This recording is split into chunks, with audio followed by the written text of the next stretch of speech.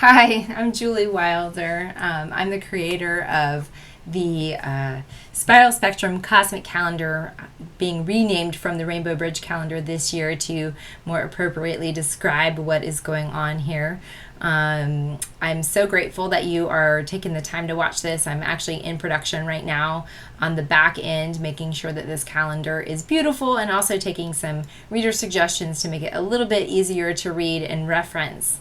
So I want to give you a little tour of some of my tools. I usually grab a couple of astrology calendars. This year I picked up the Pocket Planner because there's all of the planetary aspects in here. It's also got Eastern Standard Time, which is how I put the astrology dates in here, is to make sure that they're correlated with the Eastern Standard. But I also have a bunch of other things. Let me just take this and show you. This is what my desktop looks like. There's the calendar. I've got the tools there. I also download another section that breaks it down into planetary data and the lunar eclipses and phases, and then I get my little moon phase calendar, because I have discovered that sometimes when you are looking at things, even the printed material, there's mistakes. So I like to cross-reference several to make sure I'm getting the most accurate data.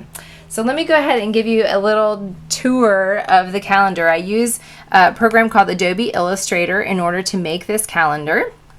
And here is just an overview. This is an 18 by 24 poster, as you can see. And if I do something called Select All, you can see just how complex this graphic is. If I keep scrolling in, you will be able to see that this thing has so many elements to it that makes it very, very intricate in order to make this. There's all of these ray lines that are going this way, both for the days as well as the year, and it's layered and nested and things like that.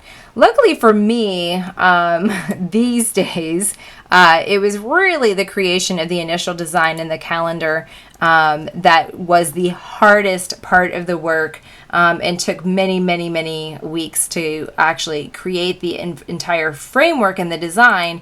But now my job is simpler. It usually takes me about 2 days of production to get the dates actually in there. So basically to update what you see right here is the Gregorian calendar.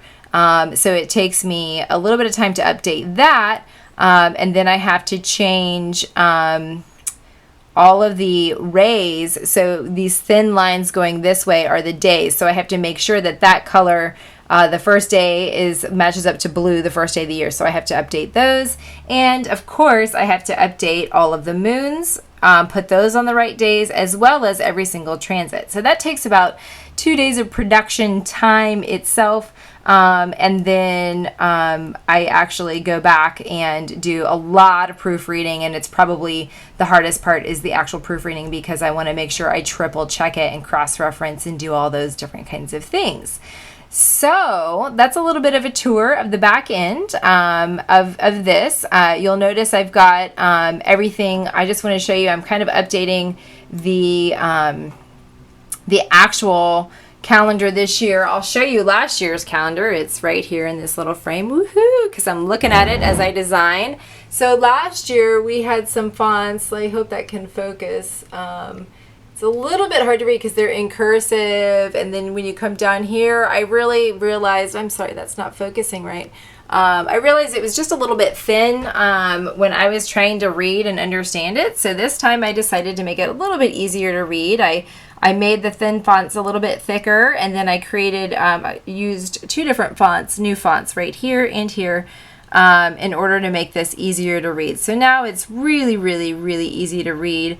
And I'm still not designing. There's a few updates. I'm going to be putting these names in here a little bit different than last year as well, and I haven't finalized that design yet, so you have to wait and see what that ends up looking like. But I also did something, if you'll notice last year, the rings of the calendar were really thin, and it was kind of for me, kind of hard to see exactly what was going on. So I decided to really make those thicker so it was easier on the eye to not see such a harsh grid. I decided to make those rays in the background a little bit more subtle so that you could really see the transits and really understand that these are a path that these planets are on, and they're all going at their own pace around our sun.